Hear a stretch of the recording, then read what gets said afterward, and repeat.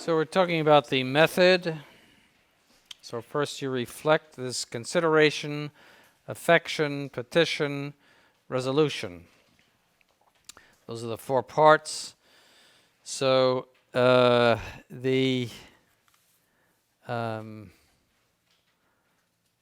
you reflect upon the subject, and this is where it's sort of the difference between to see something and to look at. Contemplation is to look at something, and you contemplate when you see different things. Like you might, if you went to the Grand Canyon, you would contemplate it. There's so much reality there. That's just stone, but there's so much reality there that you cannot take it all in just by, you don't walk up to the edge of it and say, oh, there it is, and then go home. And so there's a certain, you are drawn by it. There's so much reality there that you are looking at it a long time. And when you contemplate something, you see things that you miss if you just passingly look at it or glance at it. When you contemplate something, if you can contemplate a picture, for example, in a museum, you stare at it a long time, and there's so much in it that you draw more from it. Or a piece of music you might contemplate. And there's so much in it that you cannot take it in a single act. So that's what you're doing in meditation. You are looking at God a long time, see, and really trying to draw more and more of his reality to yourself, in the sense that to understand it more and to see it more. That's what you're doing. So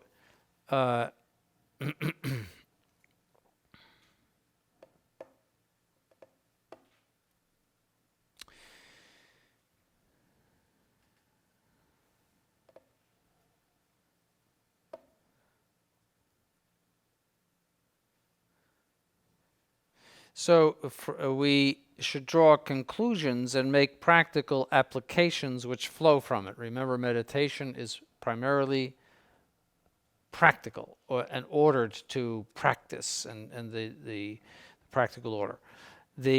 So you should examine yourself with regard to the subject on which you are meditating, and see if you can form your conduct to it. Could be some virtue, or could be conversely a vice, that the study of a vice as it is opposed to God, which would be a type of self-examination, and see what ways you fail to live up to what you should be doing, and what remedies must be employed.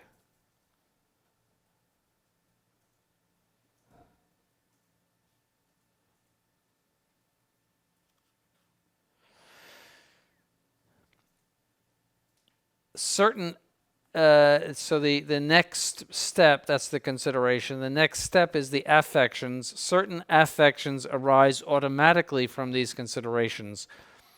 If we think about hell, for example, we will want to avoid sin with the idea of avoiding hell. So certain things would naturally come to mind. The consideration of heaven will incline us to have contempt for the things of this world. If we think about past sins, we are inspired to have contrition and make firm resolutions for the future. You should not become obsessive about past sins, though. It's always good to regret past sins, but don't become obsessed with that.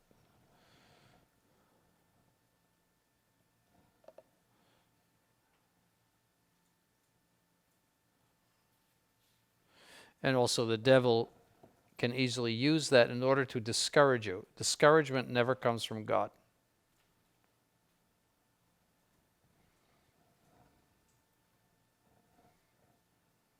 So you did this and you did that, you did this, you did that. If he achieves despair, it means that he has a complete handle on you, that you are capable of any sin in despair. If you despair of your eternal salvation, despair of your ability to be good, you are capable of any sin whatsoever. That is a terrible tragedy when somebody gives up the supernatural virtue of hope. And then the next step is petition, and it's important. We should dwell on petition for a considerable time and do this with faith and confidence, humility and perseverance. We should first ask those graces which the subject of our prayer suggests.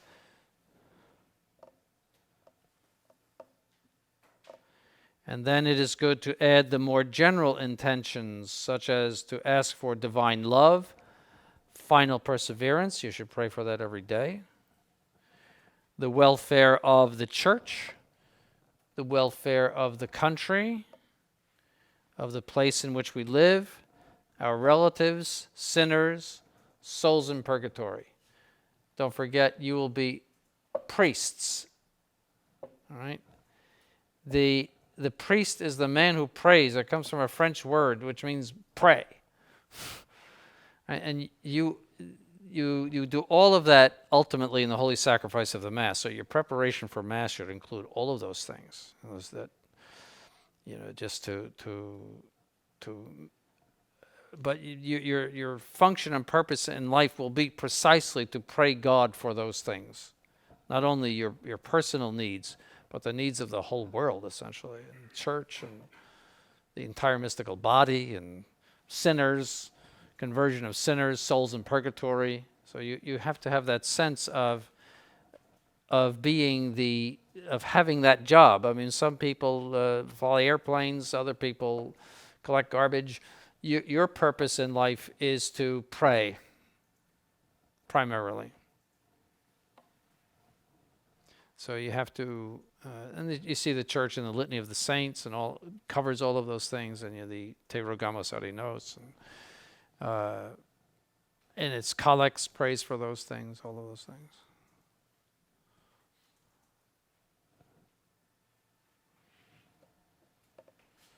But you are not just a single or individual person in that sense. You're someone that the whole church prays, and the church prays through its priests, by means of its priests.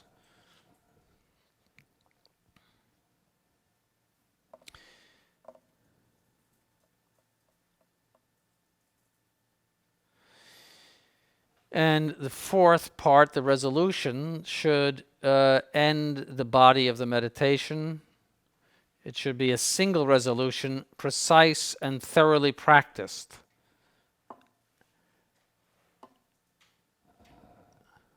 All right, so that's the goal of the day, is to be more charitable, be less lazy, to whatever you need to do.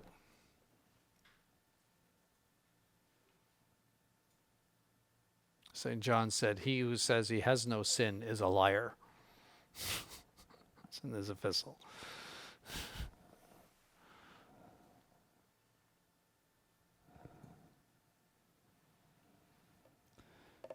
So, in summary, after having placed ourselves in the divine presence, we reflect upon a pious subject, examine ourselves, form suitable affections and petitions, make a resolution, and having thanked God, we retire. That's meditation.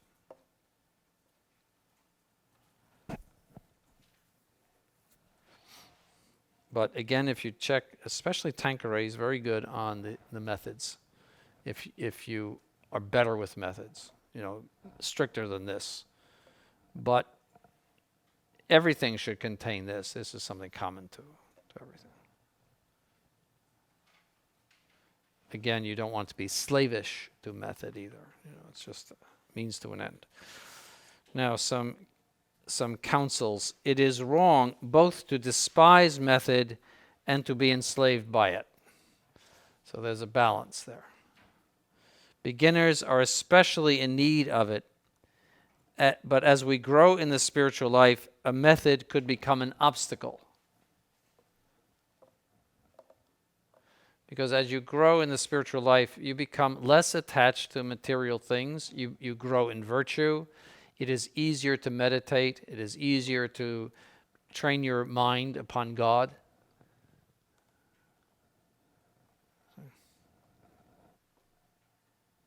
I forget what saint it was, said, we should return to prayer as easily as a fish would return to water. I forget, there was some great saint that said that, and I can't remember who it is. So it becomes easier as time goes on.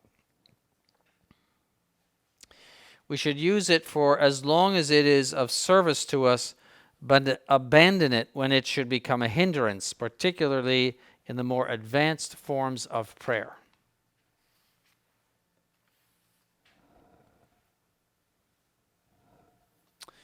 It is not necessary in the same meditation to go through all the acts of the method.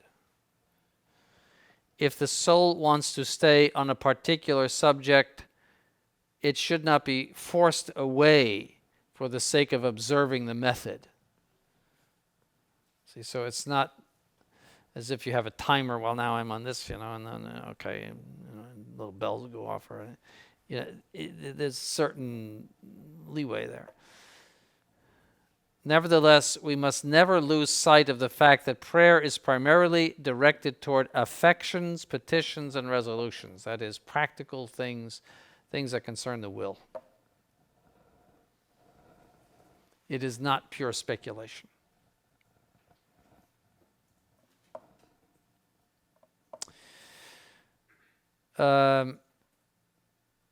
Furthermore, there is no necessity to make the acts of meditation in the order that has been given. If a movement of grace urges you in a different direction, it should be followed. Because there you are in a most docile position to the inspirations of the Holy Ghost.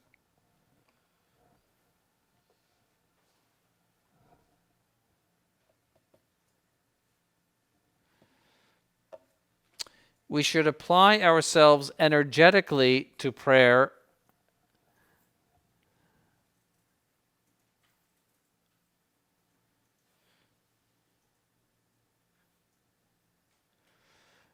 by a firm and sustained attention of our mind, and by animated and energetic acts of our will.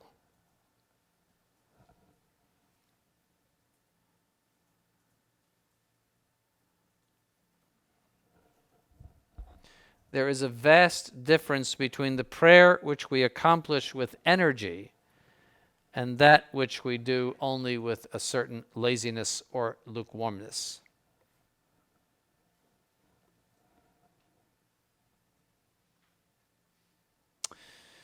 Prayer is more the work of the heart than it is of the head.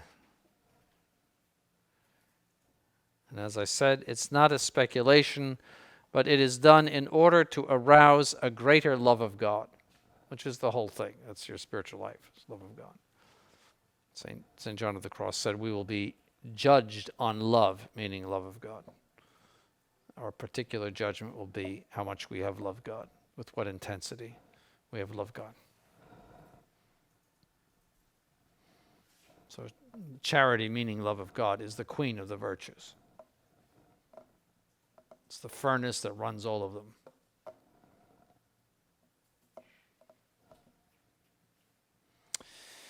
We should not prolong our prayer solely for the motive that it is consoling. This is a form of spiritual gluttony. There's such a thing called spiritual gluttony, where you become too attached to the consolations.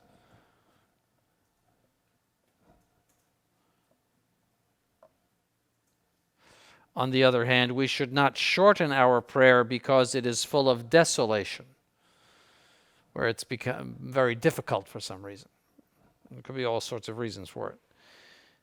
A duty in which we find no pleasure is still a duty.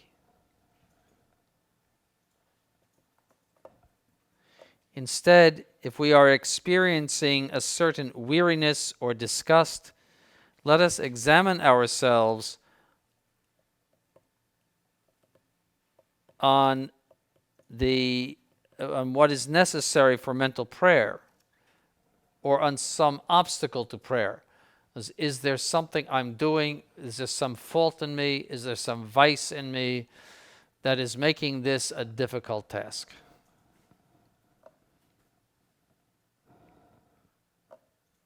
But never stop meditating. In the sense, don't give up meditating. Everybody says that. Don't ever give it up.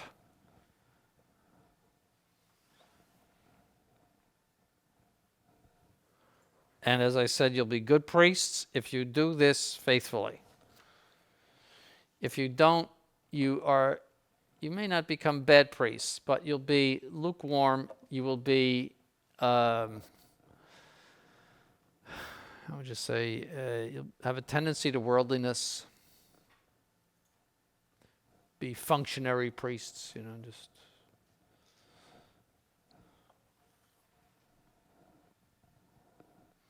What the church does not need today, in other words.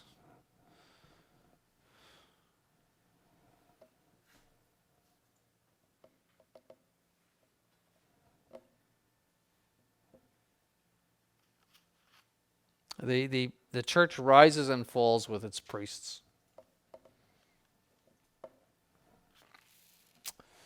So the more you sanctify your soul, the more the people will be sanctified, the more the church will be edified.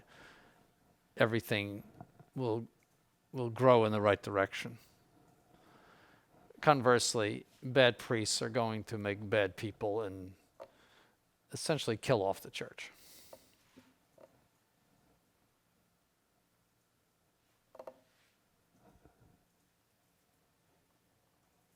So just resolve in your seminary, God, please give me the grace never to be a bad priest. The whole idea is just you want to vomit over it, because it's such an opposition between the grace of the priesthood and the role of the priesthood and sin. Those two things are so, because you're made to be a constant example. You're made to raise people up, to lift them. And in all ways, at the altar and in your preaching and your example and everything you do for them, you teaching and counseling. And it's so perverse, the idea of a priest pulling people down. It is just, it's hard for the mind to put those two things together when you think of the sanctity of our Lord's priesthood and the sanctity of everything that he has established in his church. Just ask God for the grace every day. Please never let me be a bad priest.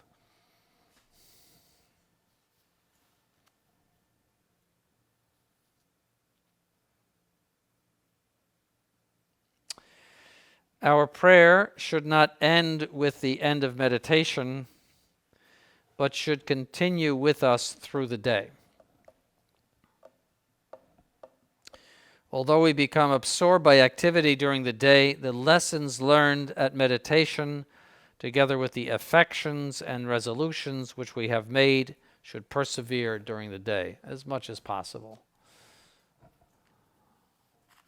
The visit to the Blessed Sacrament, and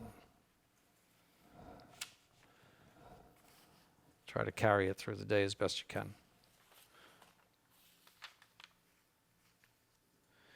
and especially in what regards virtue and vice, practice of virtues, overcoming of vices. You want to examine yourself at the end of the day, how you did.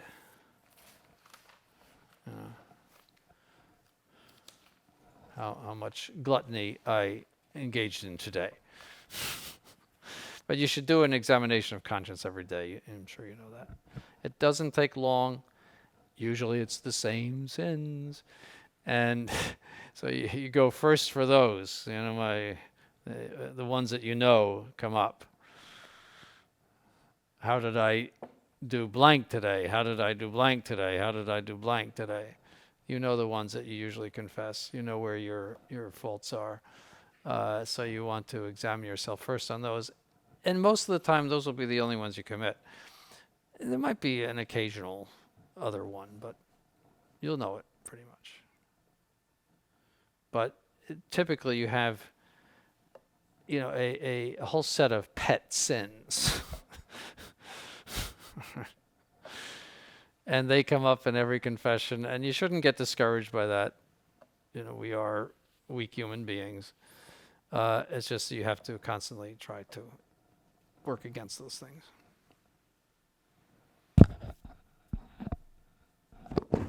And that frequent confession is also the best way to overcome faults, even more than mental prayer, is that frequent confession.